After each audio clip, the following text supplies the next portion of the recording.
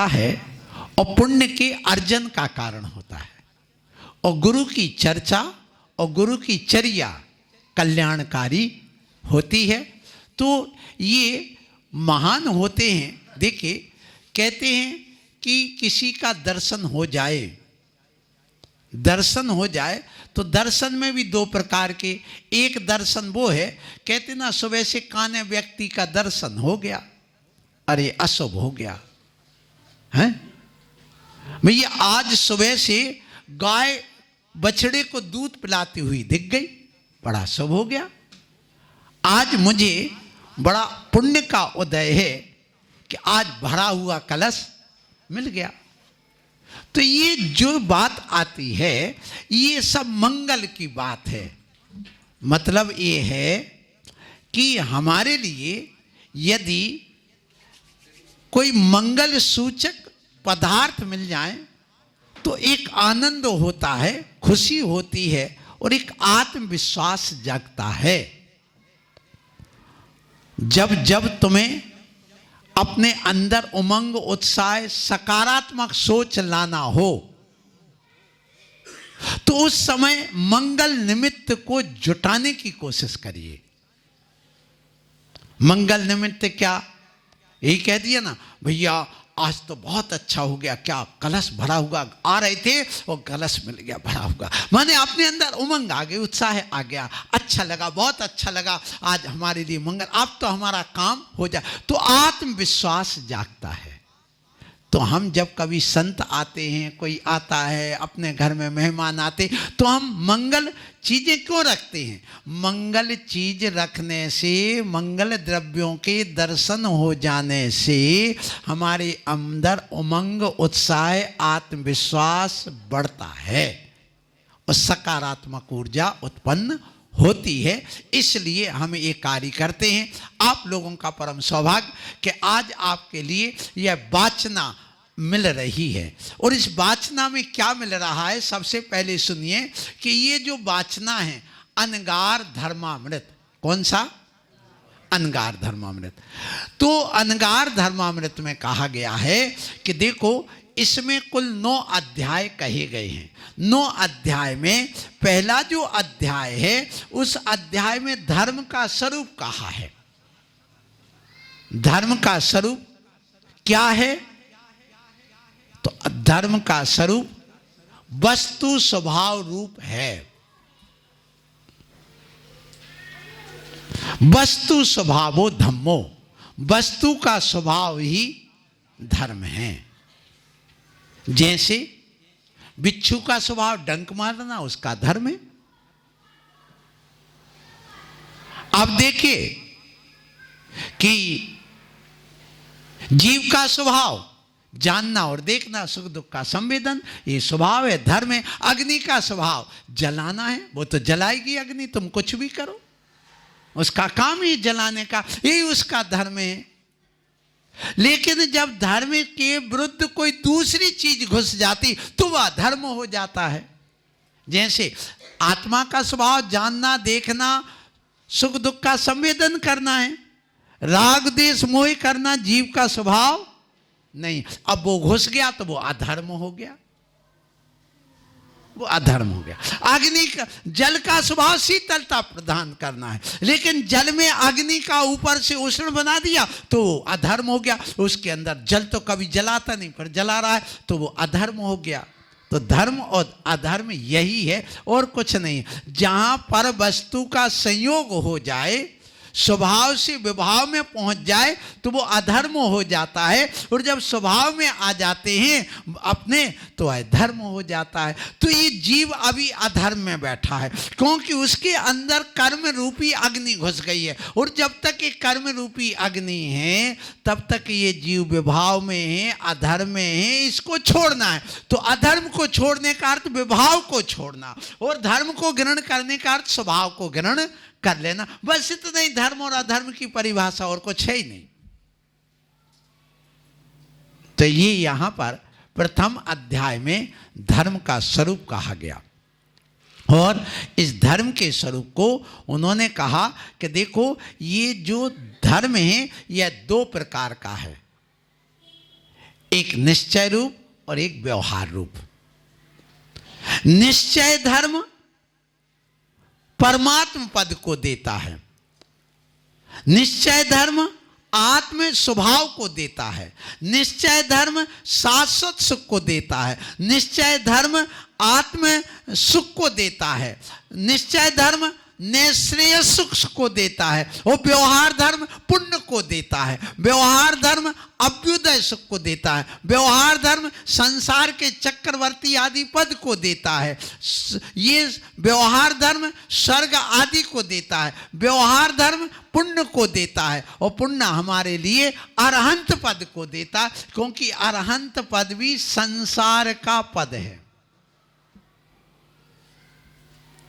जो जो छूट जाता है वह हमारा स्वभाव नहीं, अरहंत पद हमारा स्वभाव नहीं, सिद्ध पद हमारा स्वभाव है, सिद्ध स्वरूपी आत्मा है, अरहंत स्वरूपी आत्मा नहीं है।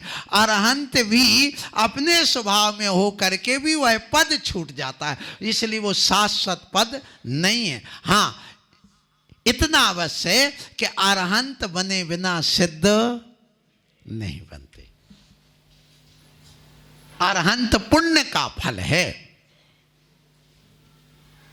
अरहंत पद पुण्य का फल है, और सिद्ध पद स्वाभाविक अपना निज पद है, सब कर्मों से रहित होने के बाद पद है। उस पद को प्राप्त करने के लिए इस धर्म के स्वरूप को समझना पड़ता है।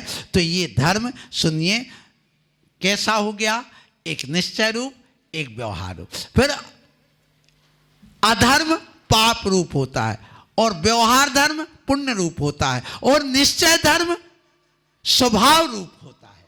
ये तीन चीजें याद रखना। क्या क्या कहा, क्या कहा?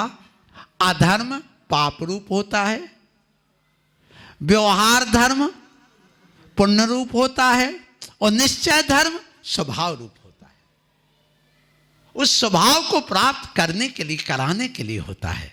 इसलिए इनको छोड़ो, पाप को छोड़ो, पुण्य को जोड़ो, पुण्य को जोड़ो, अरहंत को पद पाओ, अरहंत पद पा करके निज स्वरूप को प्राप्त करो। बस इतना ही करना होगा। सो यहां पर ये पहले अध्याय में कह दिया, निश्चय और व्यवहार ऐसे दो धर्मों का वर्णन इस अनगार धर्मामृत में है। अब दूसरा अध्याय जब आता है तो इसमें सम्यक उत्पत्ति का कारण क्या है, सम्यक दर्शन कैसे प्राप्त होता है, ये अपन समझेंगे। फिर सम्यक दर्शन कितने प्रकार का होता है ये समझेंगे। फिर सम्यक दर्शन बिना मोक्ष मार्ग क्यों नहीं बनता ये समझेंगे। फिर सम्यक दर्शन में 9 पदार्थों पर श्रद्धान करना क्यों जरूरी है, 7 तत्वों पर श्रद्धान करना क्यों जरूरी है, फिर 6 द्रव्य होते उन पर श्रद्धान करना क्यों जरूरी है, ये सारी बातें यहाँ पर आएगा। और ये इस सम्यक उत्पत्ति होने पर ही रत्नत्रय की प्राप्ति होती है। बिना सम्यक दर्शन के रत्नत्रय कभी होता ही नहीं, ये नियम है। मकान बनाना है तो आधार चाहिए, आधार चाहिए, बिना आधार के मकान नहीं बनेगा। उसी प्रकार रत्नत्रय चाहिए तो सम्यक रूपी आधार चाहिए। सम्यक रूपी आधार पर, जमीन पर ज्ञान और चारित्र का महल खड़ा होता है, उसके बिना हो ही नहीं सकता। इसलिए इस सम्यक दर्शन के बाद कहेंगे कि देखिए सम्यक दर्शन का विरोधी तत्व कौन सा है, मिथ्यात्व। कौन सा? मिथ्यात्व क्या है? सुनो, विपरीत श्रद्धान सहित विपरीत ज्ञान और आचरण करना ये मिथ्यात्व है, और तत्वों पर विपरीत श्रद्धान करना ये मिथ्या दर्शन है। तो मिथ्यात्व में और मिथ्या दर्शन में भी अंतर है, लेकिन कहने में मिथ्यात्व कहते ही सम्यक दर्शन आ जाता है। अधिकांश लोग यही समझते, मिथ्यात्व का अर्थ मिथ्या दर्शन, यही समझते हैं। तो ऐसा अपन ने यहाँ पर समझा। तीसरा अध्याय आज जो हमारे यहाँ पर उत्थानिका चल रही है, प्रस्तावना चल रही है, उसमें अब अपन को समझना है, सुनिए क्या समझना है कि जो तीसरा अध्याय है, आज हम पूरा आपको ये श्राप का वो सागार अनगार धर्मामृत आज पूरा पढ़ा देंगे तुम्हें। कल का विषय नहीं रहेगा, आज ही पूरा पढ़ा देंगे। माने हम पढ़ेंगे 1 साल में और तुम्हें पढ़ाएंगे 1 दिन में, तो तुम ज्यादा विद्वान कहलाओगे। सब लोग जो 1 दिन में पूरा मूलाचार पढ़ ले तो वो कितना विद्वान होगा। अंतर मुहूर्त में जैसे गणधर परमेष्टि पूरा द्वादश अंग वाणी का पाठ कर लेते हैं, ऐसे ही सरधना वाले मूलाचार को 1 अंतर मुहूर्त में पूरा पढ़ लेंगे। सुनो, 2 अध्याय होगा। तीसरे अध्याय में ज्ञान आराधना का वर्णन है। आराधनाएं 4 होती हैं। कौन सी? सम्यक दर्शन आराधना, सम्यक ज्ञान आराधना, सम्यक चारित्र आराधना और सम्यक तप आराधना। लिख लेना सब लोग, पूछेंगे आराधनाएं कितनी? 4। कौन कौन सी? सम्यक दर्शन आराधना, सम्यक ज्ञान आराधना, सम्यक चारित्र आराधना और सम्यक तप आराधना। देखिए, मोक्ष मार्ग 3 से बनता है। सम्यक दर्शन ज्ञान चारित्राणि मोक्ष मार्ग। सम्यक दर्शन, सम्यक ज्ञान और सम्यक चार, इन तीनों की एकता का नाम क्या है? मोक्ष मार्ग है। ये मार्ग तो है, लेकिन इससे मंजिल नहीं मिलेगी। मार्ग का नाम मंजिल नहीं है, मार्ग तय कर लेने का नाम मंजिल आएगी। तो सम्यक दर्शन, सम्यक ज्ञान, सम्यक चारित्र मार्ग है, मंजिल नहीं है। अब ये मंजिल कब मिलेगी? जब तुम मार्ग पर चलोगे। तो सम्यक दर्शन प्राप्त करो, सम्यक ज्ञान प्राप्त करो, सम्यक चारित्र प्राप्त करो। उसके बाद में आप जब तप आराधना करोगे तब मंजिल मिलेगी।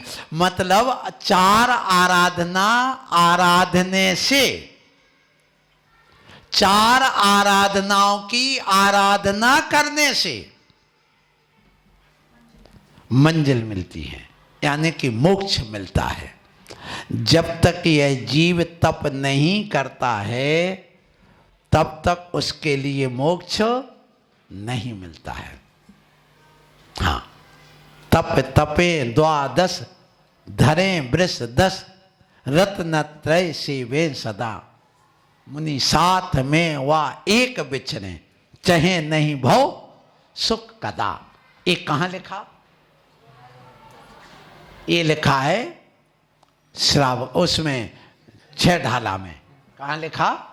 6 ढाला में। सुन लो, मुनि साथ में वह एक विचरे, साथ में व्यवहार से विचरते हैं और निश्चय से एक आत्मा में विचरण करते नहीं। विहार करने का अर्थ नहीं लेना इधर कि मुनि अकेले विहार करते हैं। अरे अकेले विहार का तो मूलाचार में निषेध है कि मुनि को कभी अकेला विहारी, एकल विहारी नहीं होना चाहिए इस पंचम काल में। यदि आता है बड़े विनय से उसको लाइए, नमन करिए। आप उनके लिए यहां पर 1 2 3 4 5 6 7 अधिकतम 7 दिन रख करके बोलिए महाराज श्री नमोस्तु। आप आगे कहां विहार करना चाहते हैं? एकल विहारी साधु को संघ में 3 दिन रखने की बात आई है। फिर उसके बाद या तो संघ में शामिल हो जाए या पर वो जाता है जहां भी सो अपना जाए। लेकिन एकल विहारी साधु इस पंचम काल में निषेध योग्य है। अकेली औरत को और अकेले दिगंबर साधु को हर कोई छेड़ता है, लेकिन इस पंचम काल में औरत भी अकेली घूम रही है और साधु भी अकेला घूम रहा है। इसलिए धर्म का नाश हो रहा भैया, देख करके सामने। हाँ, आगे तो आराधना कितनी होती हैं? 4। इन 4 आराधनाओं में सम्यक दर्शन आराधना का अर्थ है निर्दोष 44 दोषों से रहित सम्यक्त की प्राप्ति करना। क्या कहा? 44 दोषों से रहित सम्यक्त की आराधना करना। ये 44 दोष कौन से हैं? हमने तो 25 दोष सुने हैं। देखिए 25 दोष और 44 दोष में अंतर है। 25 दोष में सबसे पहले 8 मद, ज्ञानम पूजम कुलम जाति, 8 मद होते हैं। 8 मद, 6 अनायतन। कितने अनायतन? 6 अनायतन। कुगुरु, कुदेव, कुधर्म। फिर इनको मानने वाले, कुरुगुरु को मानने वाले, कुदेव को मानने वाले और कुशास्त्र को मानने वाले। सो कितने हो गए? 6 हो गए। ये 6 अनायतन। और फिर 6 3 मूर्ता और 8 संकादि दोष।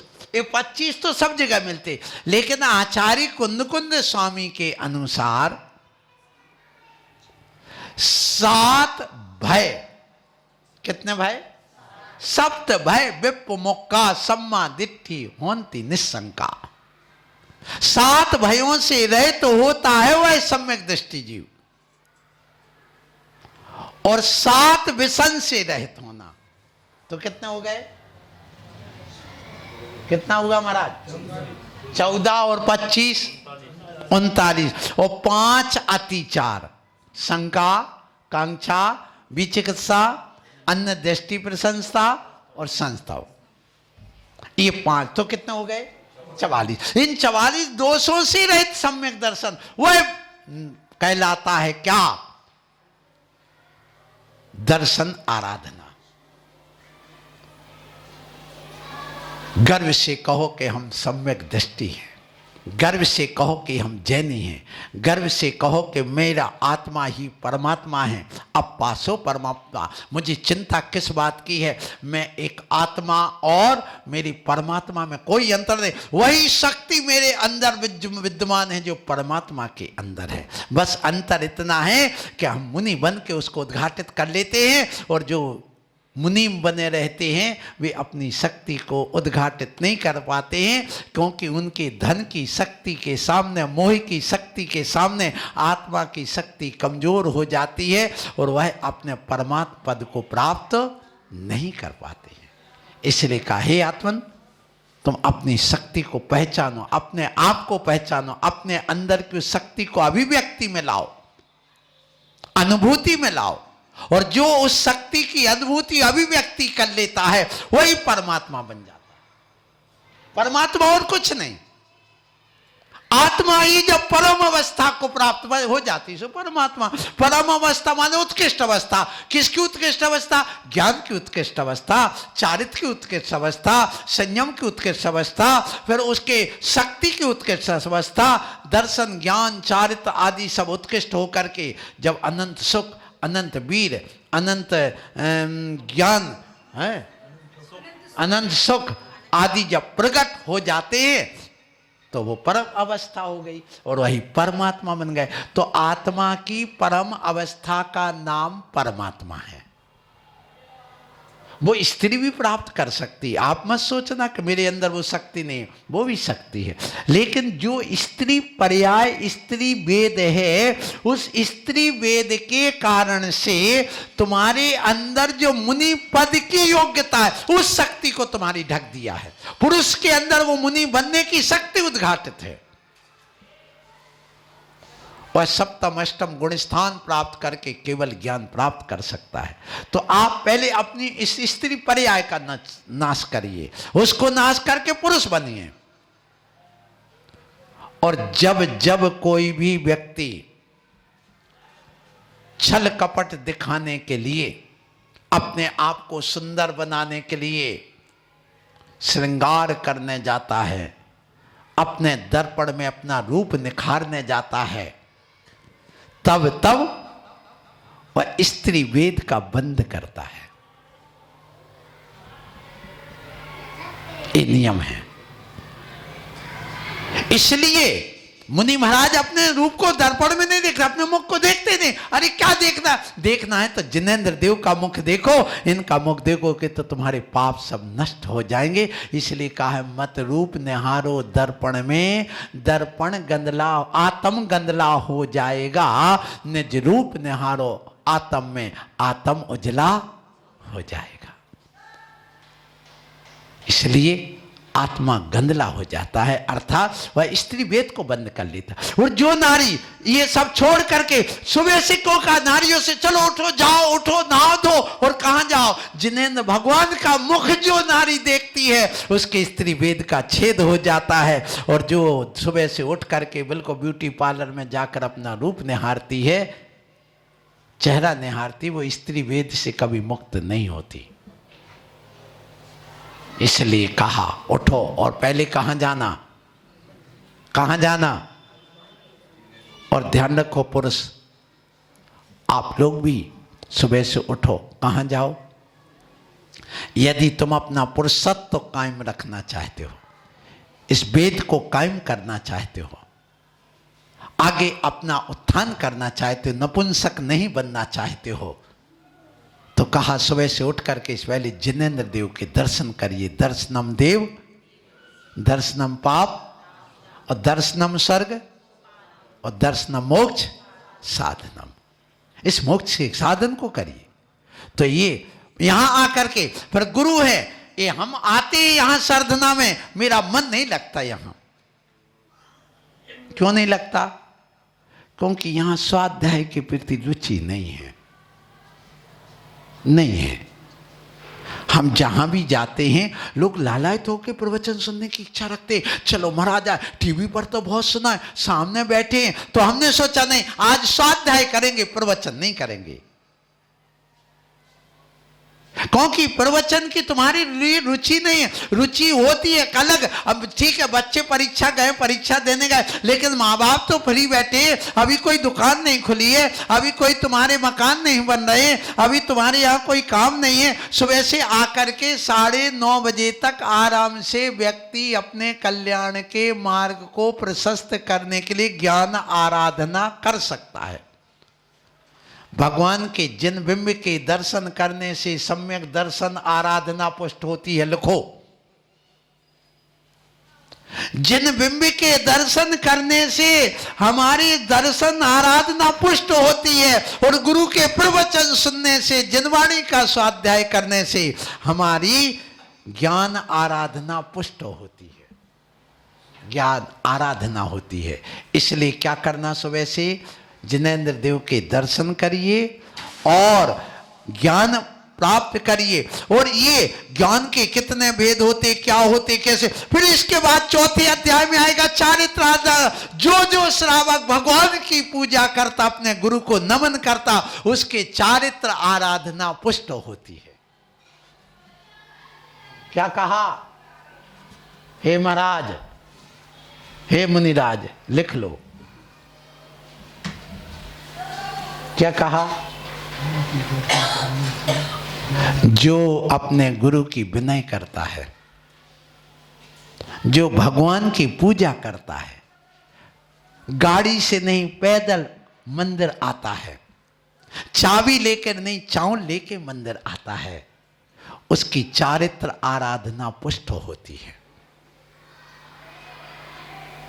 ये नियम है, क्योंकि ये चरण तुम्हारे चारित्र के प्रतीक है। और इन चरणों से, अपने चरणों से जब जिनेंद्र भगवान के चरणों की अर्चा पूजा करने जाते, उससे चारित्र उज्जवल होता, चारित्र की आराधना होती है। करिए।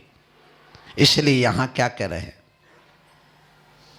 और जो तप आराधना आती है, जो नारी अपने सगे हाथों से भोजन बनाती है, शुद्ध आहार बनाती है, मुनि को पड़गाती है, और जो श्रावक अपनी मेहनत की कमाई से खून पसीना बहा करके धन इकट्ठा करके दान करता है, और उस दान करने के साथ अपने इन हाथों से मुनि महाराज को आहार देता है, पड़गाता है, विहार कराता है, उसकी तप आराधना पुष्ट होती है।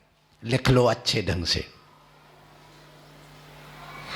क्या रखा महाराज के विहार कराने से, बंधु, तुम्हारे महाराज के विहार कराने से तुम्हारा मोक्ष मार्ग बन रहा है।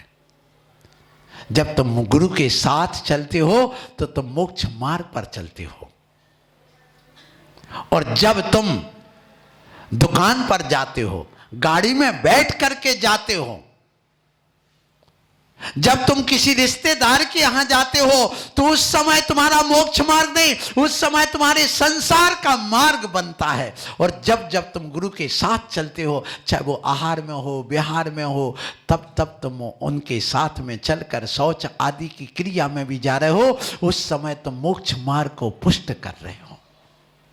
इसलिए इसका महत्व तो बहुत अधिक है, इसको समझिए। तो यहां पर इस श्राव का आचार के बाद में जो हम लोग ये अनगार धर्मामृत पढ़ रहे हैं, ये क्या कहा कि तीसरे अध्याय में ज्ञान के भेद कितने होते हैं।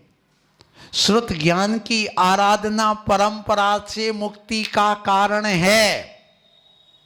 क्यों? ज्ञान समान ना आन जगत में, सुख को कारण यह परमामृत, जन्म जरा मृत्यु रोग निवारण। इसका अर्थ क्या होगा? ज्ञान से ही हमें सुख दुख का संवेदन का अनुभूति हो रही है। यदि मस्तिष्क की नस फट जाए, वो पागल हो जाए, ब्रेन हेमरेज हो जाए, तो जिंदगी तमाम हो जाए। तो ये सब किसका खेल है? बोलो। हम महाराज हैं, ये किससे जान रहे? ज्ञान से। ये मकान हमारे काम का है, किससे जान रहे? ये सोना है, ये लोहा है, किससे जान रहे? ये मेरा बेटा है, इनका बेटा है, किससे जान रहे? ज्ञान से। तो सबसे ज्यादा दुनिया में महत्व किसका है? ज्ञान का। ज्ञान के बिना कुछ है ही नहीं। ज्ञान के बिना आदमी पागल है, ज्ञान के बिना मूल्यहीन है। वही व्यक्ति यदि ज्ञान सही है तो कलेक्टर बन जाता है, एसपी बन जाता, पूरे देश को चला लेता, सारे विश्व पर राज्य कर लेता। किसकी वजह से? मात्र ब्रेन की वजह से। उस ब्रेन वाले ने तो क्रेन बनाई है, उस ब्रेन वाले ने तो कंप्यूटर बनाया है, उस ब्रेन वाले ने ही तो टीवी बनाई है, उस ब्रेन वाले ने तो बम बनाया है, उस ब्रेन वाले ने ही तो स्काईलैब बनाया है। सारे किसने बनाए हैं? ये ब्रेन। सारा काम किसका है? तो उस ब्रेन को अपना पुष्ट करने के लिए, उस ज्ञान को पुष्ट करने के लिए, मजबूत बनाने के लिए, अपनी दृढ़ता लाने के लिए प्रवचन में आओ। जो व्यक्ति साध्य के प्रवचन नहीं सुनता है, ध्यान रखना, ये जिनवाणी नहीं सुनता है, वो कभी सम्यक दृष्टि प्राप्त करने के बाद भी अपने उस ज्ञान को और पुष्ट नहीं कर पाता है। ये पुष्टि तो, टॉनिक तो यही मिलता है।